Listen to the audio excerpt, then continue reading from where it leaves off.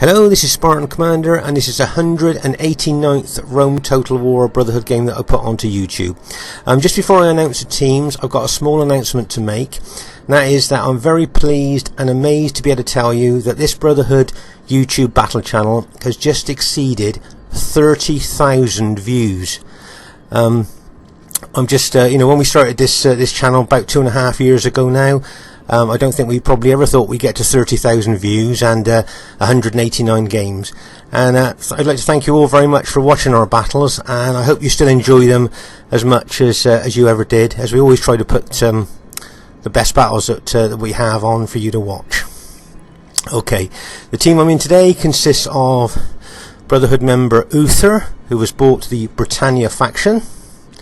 You won't see the rest of his army because the rest of his army are hidden in the woods there. New players watching this, you might be wondering where his army is, but they're all hiding in the woods.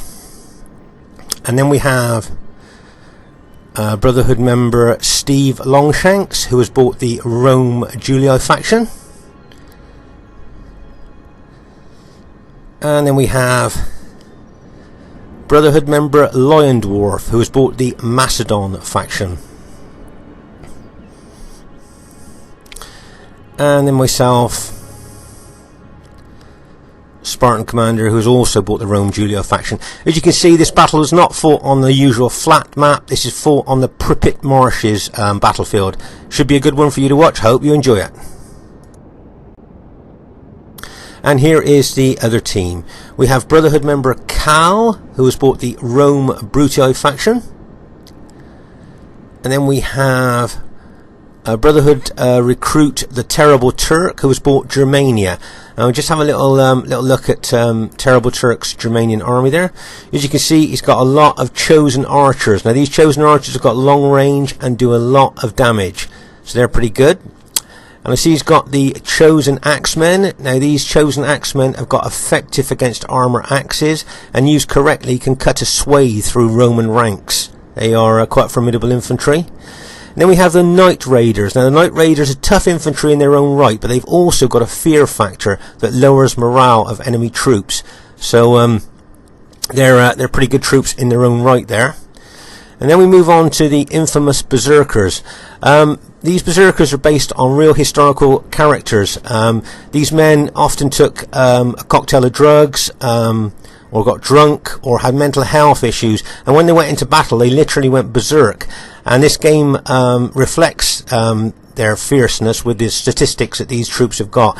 They've got effective against armor maces, and it is said that these real characters after battle were often seen running around battlefields covered in blood and howling like banshees.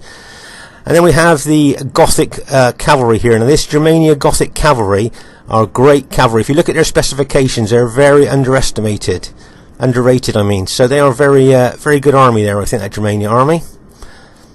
And then we have Titans member Odin. He's called himself Son of Bor, but it actually is Titans Odin, and he has bought the Greek cities faction.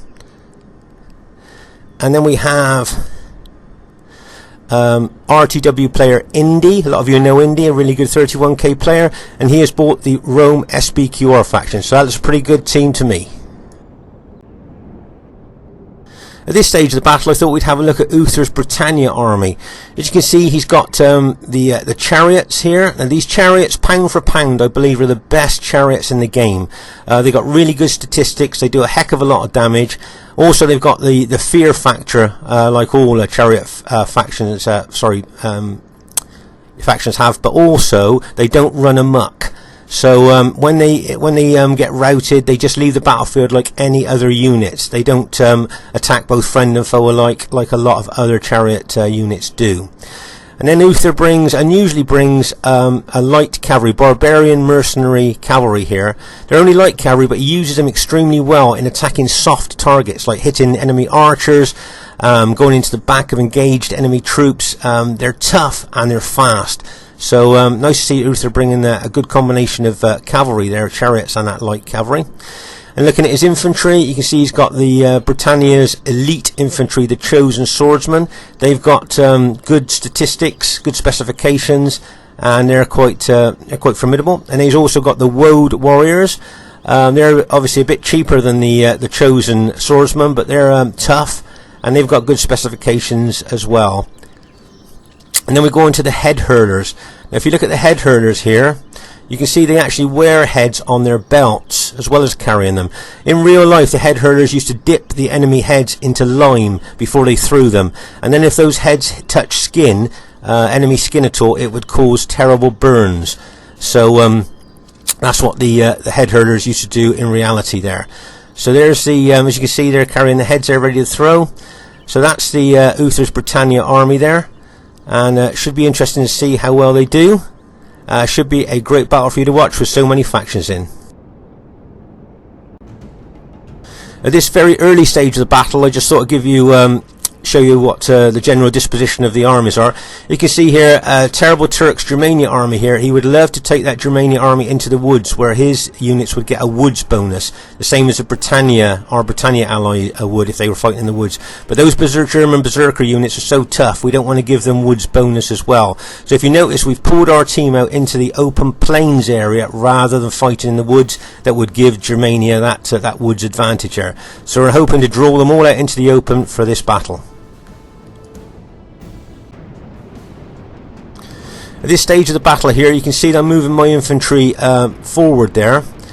Now what it is that if you can notice, the enemy have got a lot of archers, and the reason they bought those archers are to concentrate their fire onto our Macedon ally.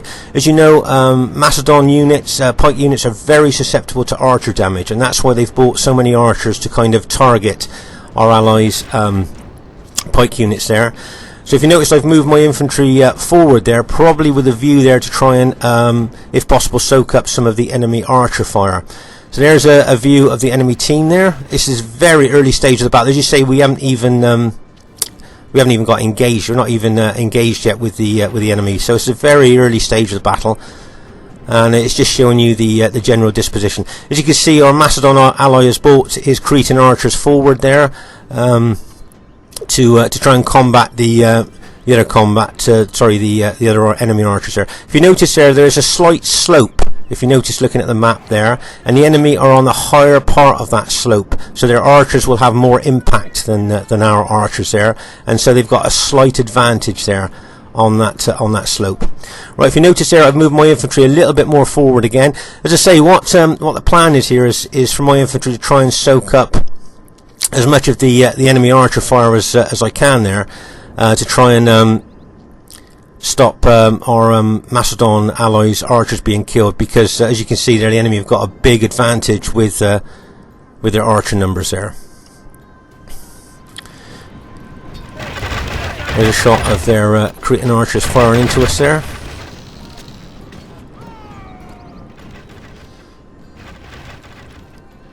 It's a good job that Lyondorf has hidden his pikemen within those trees, so they obviously are not a target for the enemy archers there. So that's a good move there by Lyondorf. If you notice, he's got his infantry in a playable position. What I mean by that is he can charge or move around close to the enemy if he wants, but they're also hidden from the enemy archers. So it's a nice little move, that, and that's one of the reasons I like playing on wooded maps. You can use the woods to your advantage sometimes there. Right, if you notice there, I've moved my infantry a lot forward now.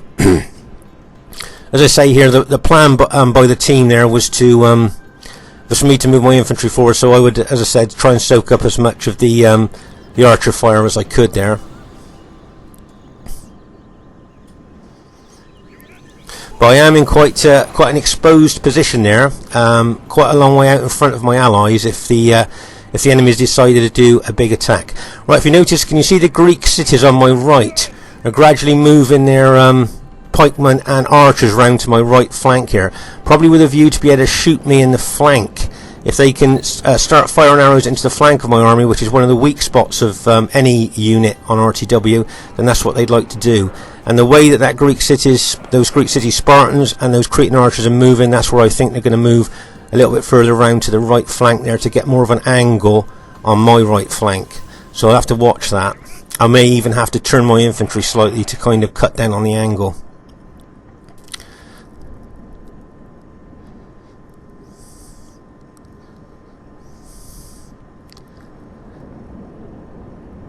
Right, I'm just going to pause the game here to explain our what the plan is here.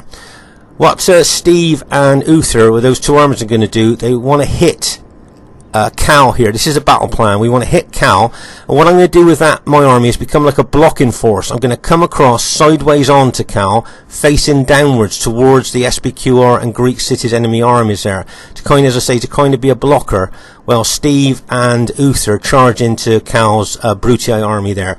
That's the overall battle plan there. So when you're watching the battle, as the battle unfolds, hopefully you'll see the battle plan come together. Here's a shot of the fire arrows coming into my army there. Fire from the Cretan archers there over on my slight right flank there. As I say, what they would really like to do is move round to my right so they can shoot into the flank of my army and cause me a lot of casualties there. If they do that. There you are, there's a bird's eye view of what my infantry are seeing with the fire arrows coming into them. You can actually see the fire arrows hitting my infantry there as well. Not killing a lot, but causing some casualties. But also, of course, when they're hit by fire arrows, their morale lowers as well. It kind of frightens them and lowers their morale. So that's another reason why people tend to use fire arrows. As you can see, the plan of me putting my infantry out the front to soak up enemy archers' fire seems to be working. We do seem to be attracting a lot of archer fire there.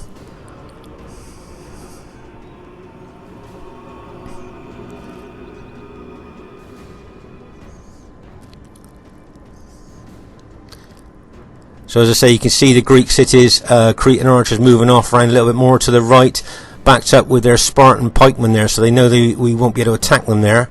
So that's where they're moving further and further around to the right. If you notice, my army is quite a long way out from the rest of my allies there, but as I say, it's there for a purpose, and the purpose was to attract the enemy archer fire, which is what it's doing. You can see there are absolutely loads of enemy Cretan archers. They're moving further and further around to my right, trying to get that angle onto my the flank of my infantry there. As I say, I may well have to move my infantry slightly there to try and cut the angle out a little bit.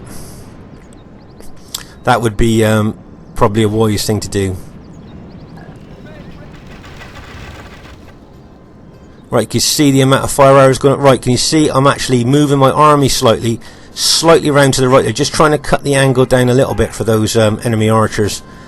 But I'm also mindful of the two enemy Roman armies in front of me as well. I don't want to turn too much. I don't want to show on my flank to attract an attack there. If you notice that Germania's moving off to our enemy Germania units, moving off to our right as well. So we've got Greek city Spartans, Germania, and those Cretan archers moving off to our right. So round about now, I would think it'd probably be a good time for us to think about carrying out our battle plan. If we can hit Cal's Brutii force there, that'd be good. Right, can you see Leyendorf is bringing his archers across now to try and combat those enemy Cretan archers firing into the flank of my army. Okay, our overall battle plan is going into operation now. Can you see I'm bringing my army across? What I'm going to do is I'm going to go sideways on to Cal as a blocking force to the rest of the enemy team there, and hopefully my team will move fast round behind me and hit Cal. Can you see both Uther's Britannia army and Steve Longshanks' Julia army there moving towards Cal? If you notice, as I said, I'm moving my army across there as a blocking force, hopefully blocking SBQR, the Greek cities in Germania, from reinforcing Cal. I think Cal's seen what was coming, and he's moved over towards his allies and back as well. But we're going to keep moving. We're going to keep being relentless here, because, as I say, we're going to try and stick to this battle plan as much as we can. If you notice there, I'm moving on once again sideways on to Cal all the time here, trying to block any reinforcements for him, as both Steve and Uther are moving their forces in very quickly towards Cal. Right, did you see Cal's hidden cavalry come out of the woods there? New players watching this, you see his cavalry just all of a sudden appear. Well, when you hide units in the woods, the moment you move them, they become, you can be able to see them straight away there, and that's what's happened there. So as you see, both Steve and Uther still moving around towards Cal's Brutii army, and I'm still trying to block block any reinforcements getting to him as well there with the way that I've moved my army. Okay, can you see that the Greek cities and the enemy SBQR army and the Germania cavalry move around to our right? There, you can see that SBQR cavalry looks like it's going for Lions, Cretan archers there. So there's a lot of movement going over onto our right here. But on our left, as I say, our overall battle plan is to hit Cal there. Right, let's just pause again for to take stock of what's actually happening. Let's say the overall battle plan here is to hit Cal with everything we've got here to try and rout his army on our left. If you notice, Uther's got his really great chariots there in the woods in behind Cal, ready to charge in. You can see Steve Longshank's infantry and Uther's infantry both charging into Cal's Brutii army there as well. So it'll be interesting to see. Obviously, what we're trying to do here is rout Cal's army completely. That's the overall battle plan there. So it'll be interesting to see if we can do that. Right, let's see what happens next. Okay, there, can you see Cal still trying to move back? He can see what's happening, but he doesn't obviously want to get into a full combat position with us. Right, so stop him moving back any further. Can you see Uther's now moving his chariots in? Now, if Uther's chariots can pin Cal's army there, make them stand there and fight the chariots, then Steve's army and Uther's infantry can actually charge in as well. Right, let's just pause again for a second. Right, as you see, you can see that Uther's chariots have just hit Cal's infantry there. If you notice that the chariots have got a fear factor, it's making the enemy Brutii army frightened by chariots, so their morale will drop. If we can just get our infantry and cavalry in there where their morale is still low from the chariot hit, then we've got a good chance of routing that that Brutii army there.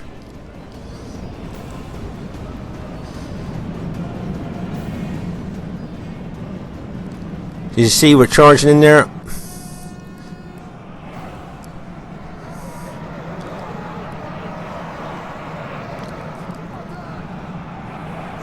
Right, if you notice that some of Uther's chariots are starting to rout now, but the chariots did the job. They kind of pinned Cal there. If you notice, he stood to fight the chariots, didn't really move his army back any further, so we're now hitting him with our cavalry and infantry. Let's just pause the game for a second.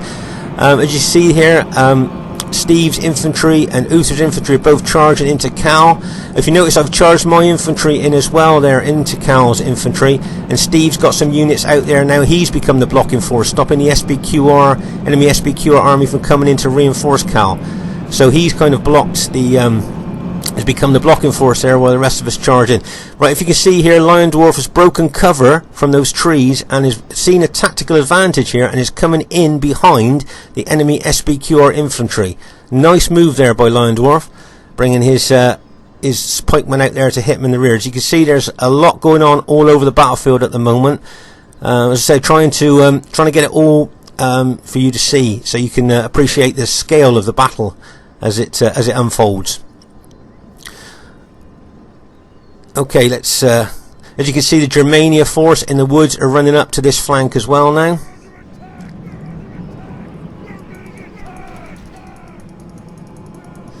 As you can see, now we're really charging into Cal's army. Now, it wouldn't surprise me if he started to rout. If that army started to chain rout there with the impact of our cavalry and our infantry there as we charge in there.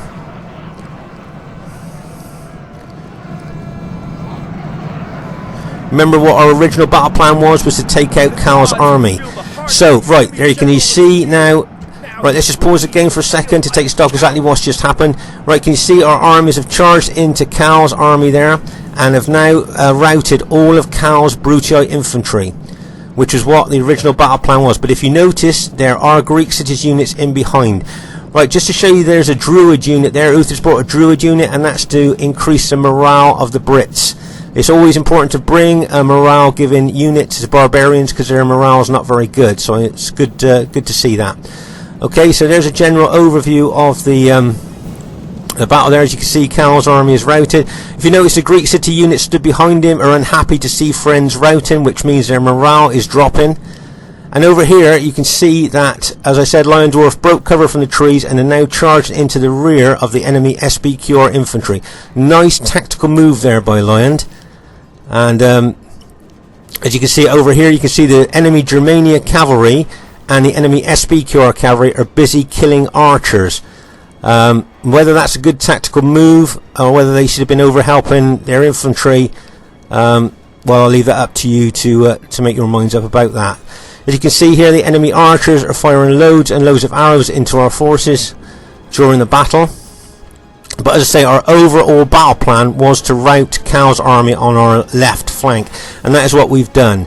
So far so good with that battle plan, but there's still lots of Greek cities, units left, lots of SPQR units, and of course the Germania faction with those powerful berserker units in the woods. We've kind of edged into the woods a bit now, so they will get a woods advantage. As I say, those Greek city units stood behind their Brutio ally. Their morale will be dropping as they see their allies starting to rout. And if you notice there, can you see that Greek city unit? So I think it had 70 odd men it has just routed. That's because its morale was so low there. If you notice, Steve Longshanks is sending his cavalry in there to chase the routers down. He's not going to let them rally, using his years of experience there. Right, can you see, like, just going to pause the game here for a second. This is kind of like an infantry hammer and anvil attack. If you notice that Lion Dwarf's pikemen are kind of the anvil here. And if you notice, I'm charging my infantry in as the hammer. So we're trying to do a hammer and anvil attack with infantry here. Usually, as you've seen in other battle videos, we do the hammer and anvil attack with cavalry, but in this case we're doing it with infantry there. It'll be interesting to see how that works out. As I say, Steve Longshanks using his years of experience here, knowing to chase down the routers, not to let them rally, because in battles we fought in the past, we've let enemy troops rally and they've come back and kind of bitten us in the bottom and have gone on to win the battle through rallied troops here. So we'll be chasing those routers down. As I say, Uther's infantry now, he's pulling back from the pikemen because he knows that barbarian troops would die on those Spartan pikes. So he's pulling those back now. Let's just pause the game here to talk of exactly what's happening. Right, can you see I've got my cavalry there and I'm moving them forward. Now, where do you think that you would use my cavalry there? Would you go to combat that Germania cavalry out to our right? Do they look dangerous enough for me to take my cavalry over there? Or do you think maybe I should join Steve Longshanks and chase down the routers just to make sure we get all of them? What do you think I should do with my cavalry at this time? Let's see what I decide to do then. Right, if you notice, I'm charging my cavalry down through my allies' army there. Okay, so it appears that I'm ignoring that Germania cavalry on our right. And if you notice, in coordination with my infantry, I've charged my cavalry through there. So I've got an infantry and cavalry attack going into the enemy, plus Lion Dwarfs coming in behind them, and bang as my cavalry hits. So I've hit with an infantry and cavalry coordinated hit there, with a Lion Dwarf's infantry coming in from behind, and we've caused a mass rout of the enemy units that were there. So now I'm going to go straight through those routing enemy units and go straight for those Cretan archers that have been causing us so many casualties. As you notice, my cavalry charges into those Cretan archer units there.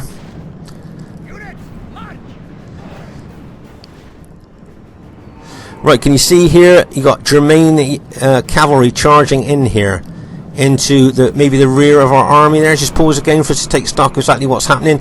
Right, so you can see a combination Germania cavalry hit coming in from, if you like, the left, looking at this map. And then also he's charging his infantry in as well there. So he's got his chosen axemen, his knight raiders charging in, and I think, if I'm not mistaken, he'll have his berserker units in there as well. Yeah, I can spot, I can see the berserker units there. Yeah, there they are. There's the berserker units charging in with their effective against armor maces. But the problem is their morale could drop so much that they may not be able to be kind of started up. If you know what I mean. You know, when you press them to attack, they kind of activate. Well, I'm just wondering here, with so many enemy troops around them, their morale might drop so much that they might not be able to be activated. Let's just see what happens here, especially if we kill that Germania general. Okay, I think we've just routed that, or just even killed the Germania general now, so the morale of all the barbarian troops now will rout. Even his berserkers that you see have routed, their morale dropped so much they couldn't even be activated. So their most powerful unit was not able to be used in this battle because of our lightning hit and being able to kill the enemy so fast and lower their morale so quickly that the berserkers kind of, as I say, they couldn't be activated there. So it seems that our overall battle plan there seems to have paid off there. It looks like we seem to have gone on to have won the battle there. Let's say Uther's army there is infantry. He would have done a war cry before he charged in there. That gives them extra specifications when they do a war cry for their attack. So he would have definitely used the war cry there before he attacked. Right, the first thing I'd like to say is really well played for everybody in the game there. I thought the other team played very well there, but I think, to be honest, our overall battle plan of hitting Cal on our left flank there, using my army as a blocking force, while Uther and Steve hit them, hit Cal was, seemed to be a pretty good battle plan there. So it's pretty good strategy there, I think, by our team. But as you see there, the Germania army didn't get a lot of kills, but of course it was such a lightning hit on them when they charged in that they didn't get a chance to activate their berserkers or anything. So we moved so fast, we kind of didn't give them a chance to almost defend themselves really there. So that was why I think the enemy team seemed to have got such a lot of low kills there. It was just how fast we hit them and caused them to cause our units to rout so fast. And of course, if your units rout so fast and they don't get a chance to fight.